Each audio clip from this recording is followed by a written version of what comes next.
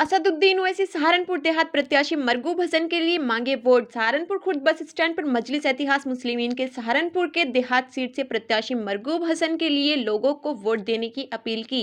सभा को संबोधित करते हुए ओवैसी ने कहा कि हम भाजपा से डरने वाले नहीं हैं, हम सिर्फ अल्लाह से डरने वाले हैं। आपको बता दें, सभा को संबोधित करते हुए ओवैसी ने सपा और बसपा पर भी निशाना साधा।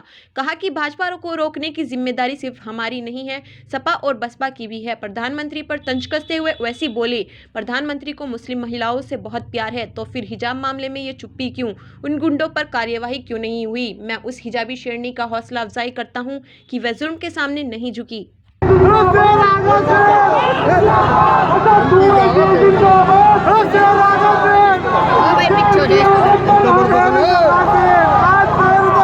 तसल्ली तो देख लिया, कोई ना रोक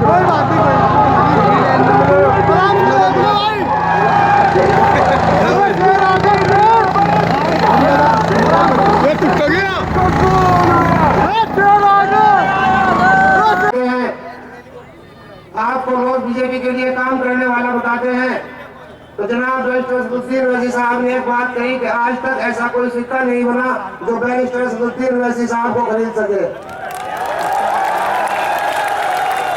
और मैं अपनी तरफ से कहता हूँ, इंशाअल्लाह आपका ये भाई भी किसी सिक्के पर बिकने वाला नहीं है और ना ही ऐसा कोई सिक्का है जो खरीद सके।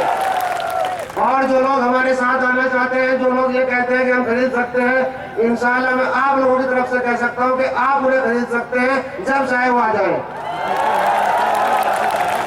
तो साथियों, किसी के बहकावे में नहीं आना। मजलिस इत्तेहाद मुस्लिमीन के वतन के निशान को 14 तारीख को इतना दबाए कि आपकी आवाज लखनऊ जाकर बोले। साथियों, हालात पसे मंजर है, सब कुछ आपके सामने है। मजलिस इत्तेहाद मुस्लिमीन किसी एक वर्ग की पार्टी नहीं है। हमने सभी वर्गों में टिकट भी दिए हैं और सभी वर्ग हमारे साथ जुड़े हुए हैं। जनाब बैरिस्टर असदुद्दीन ओवैसी साहब हैदराबाद के अंदर जहाँ से सांसद बनते हैं, वहाँ दलित मुस्लिम सभी वर्गों के वोट मिलते हैं। और अगर आप दारुसलाम जाकर देखेंगे तो वहाँ पर आपको गैर मुस्लिम सभी लोग आते हैं जो अपने काम कराते हैं और किसी को भी ऐसा महसूस नहीं होता कि वो अपनी पार्टी में नहीं है। मजलिस इत्तेहाद मुस्लिमीन सब की पार्टी है, सब लोगों का खैर मकदम है, सब लोग मजलिस इत्तेहाद मुस्लिमीन के साथ जुड़े और आने वाली 14 तारीख को ज्यादा से ज्यादा अपने जितने भी अपने जानने वाले हैं, जितने भी अपने जहां तक पहुंच है, आप सब लोग उन तक पहुंचकर मजलिस इत्तेहाद मुस्लिमीन के हक में वोट डालने का काम करें। अस्सलाम वालेकुम व रहमतुल्लाहि व बरकातहू।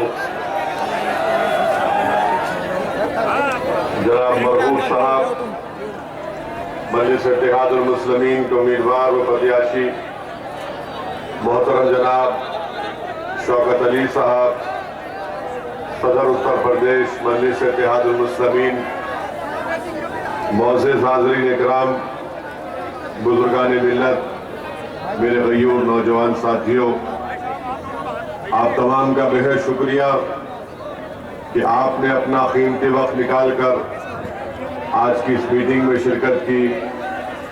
मैं आपसे ये गुजारिश करने आया हूँ, आपके बताने आया हूँ कि मजलिस इत्तेहाद मुस्लिमीन भागीदारी परिवर्तन मोर्चा का हिस्सा है और हमने ये तय किया है कि इंशाअल्लाह अगर अल्लाह ने चाहा, आपकी दुआएं, आपका साथ, आपका वोट मिलेगा तो भागीदारी परिवर्तन मोर्चा के पहले मुख्यमंत्री जनाब बाबू सिंह कुशवाहा साहब होंगे 2.5 साल के लिए, और 2.5 साल के लिए एक दलित समाज से किसी को मुख्यमंत्री बनाया जाएगा।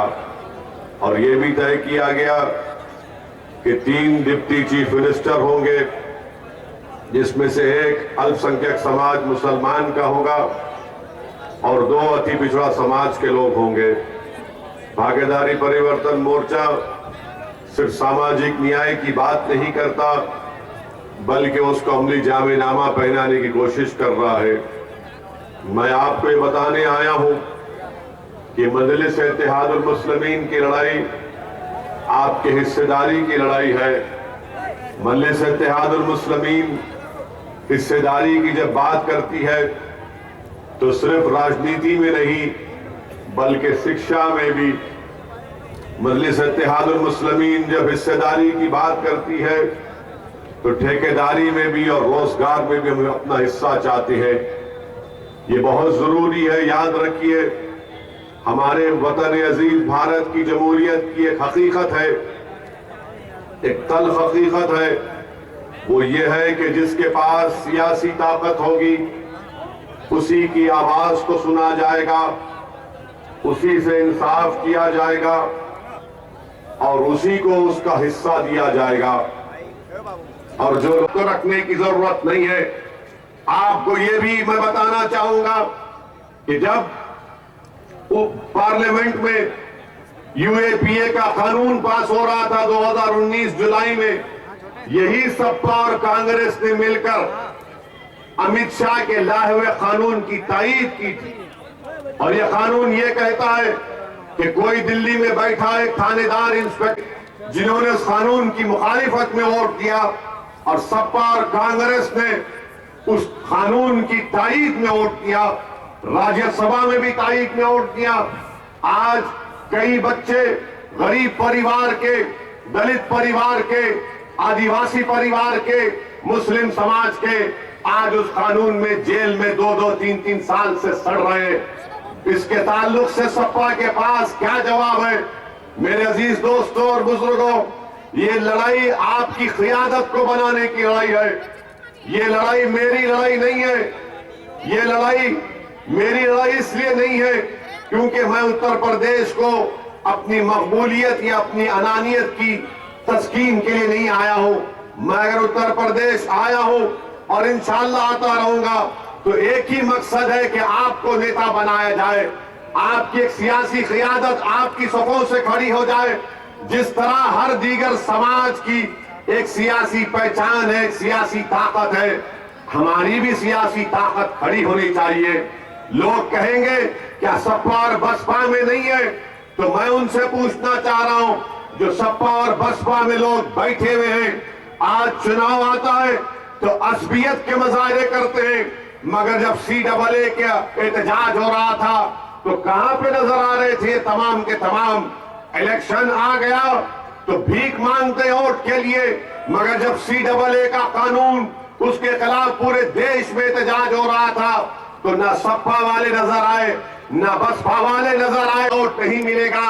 अरे अगर कोई गलत है तो गलत बोलने की ताकत होनी चाहिए, ये सच्चाई है।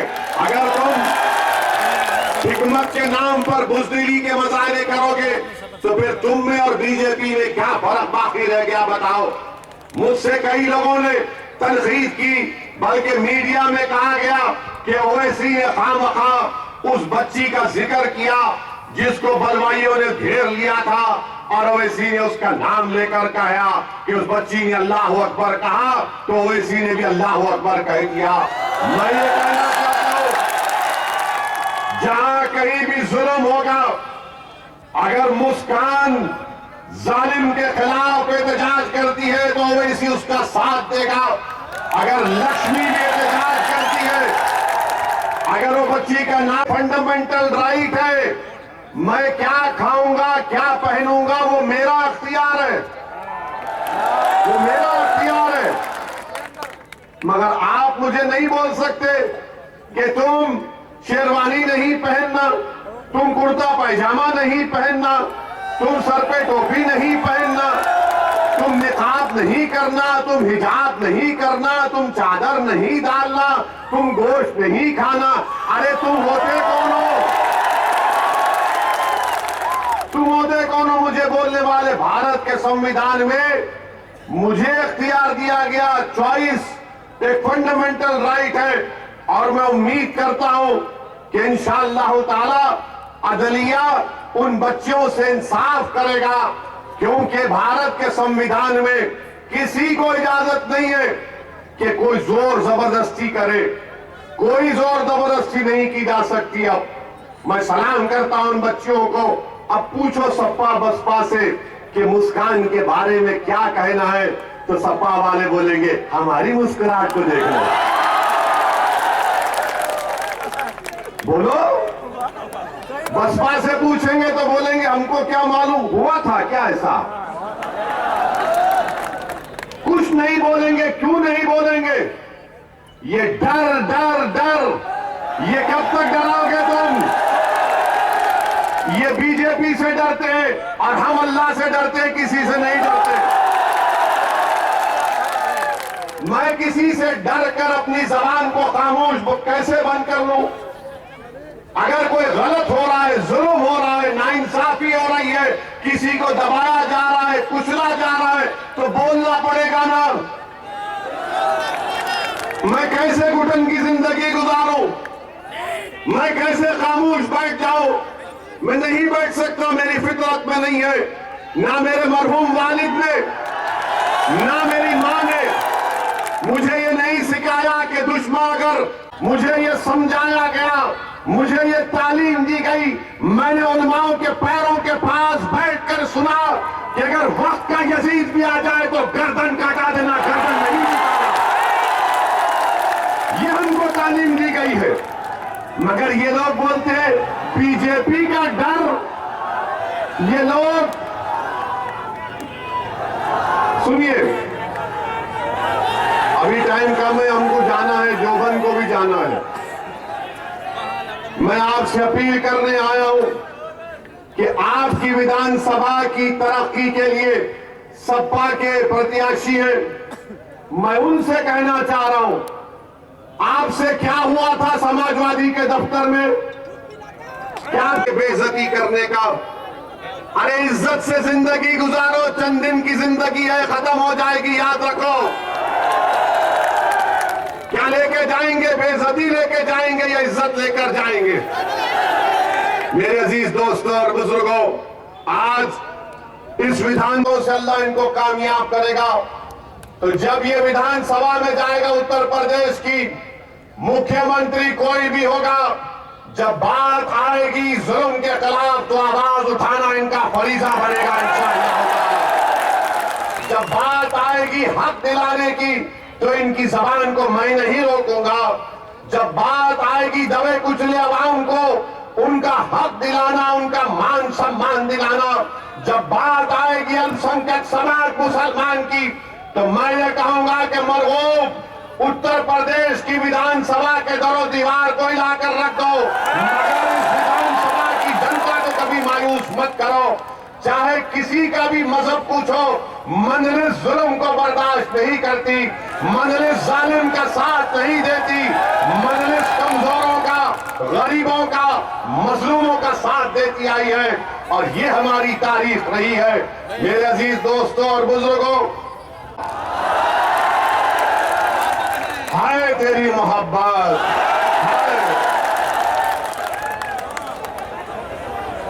अब आप बताइए, हरिद्वार में, रायपुर में, प्रयागराज में मुस्लिम महिलाओं के बारे में गंदगी बयान की गई, मुस्लिम महिलाओं के बारे में गंदगी बयान की गई, ये हमारे प्रधानमंत्री को सुनाई नहीं दिया क्या? हम और आपने सुना, देश ने सुना, मीडिया ने दिखाया थोड़ा थोड़ा, सोशल मीडिया पर पूरा वीडियो निकल गया कि जो जो महाशय वहां पर थे उन सब ने क्या क्या कहा, मगर देश के प्रधानमंत्री को खाली तलाक के मामले में मोहब्बत है। ये अजीब बात है इनको। अब शादी की उम्र 18 से 21 साल करेंगे, ये शादी के पीछे क्यों पड़े रहते नहीं मालूम मेरे को। नहीं बोल रहा हूं मैं, ज्यादा उसमें समझने की जरूरत नहीं है आपको, आप अक्लमंद है, समझ जाइए। हम मीडिया के लोग बोलेंगे वो इसी ने भड़काऊ भाषण दिया प्रधानमंत्री के बारे में। बाज मीडिया का मामला ऐसा है कि वो बोलते सबको बोलो मगर हमारे नेता प्यारे को मत बोलो। और हमारे